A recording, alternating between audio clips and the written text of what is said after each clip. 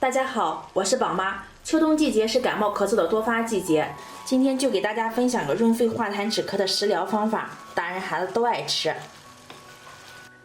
首先准备500克金桔，加入1勺食盐，加入适量的温水，没过金桔即可以。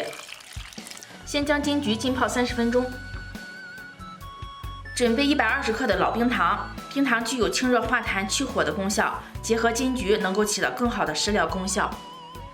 再准备1个柠檬备用。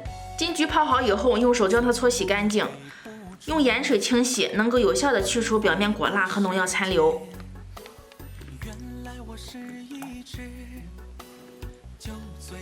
全部搓洗干净以后，再用流水多冲洗几遍。洗干净以后，去掉根蒂。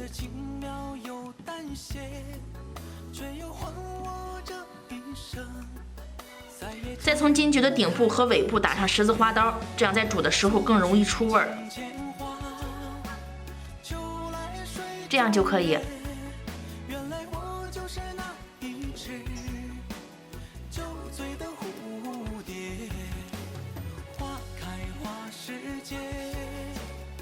锅中加入110毫升清水，加入准备好的老冰糖，开中小火将冰糖熬至融化。冰糖熬至融化以后，加入金桔，盖上盖子，转小火煮30分钟。煮制过程中多翻动几次，以免糊锅底。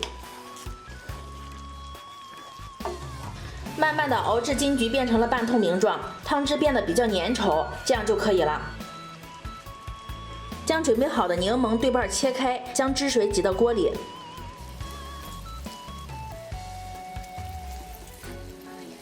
柠檬籽掉入锅中，一定要将柠檬籽取出来，不然会很苦。搅拌均匀，再煮3到5分钟就可以关火出锅了。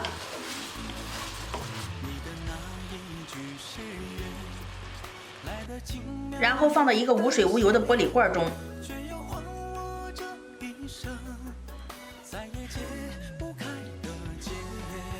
将汤汁也加进来。盖上盖子，放到冰箱冷藏保存就可以。每次食用可以取1到2颗放到杯子里，用开水冲泡，这样食疗效果会更好，润肺止咳化痰又去火。自己熬制的，没有任何添加剂，喝着更放心。做法简单，喜欢的朋友你也试一下吧。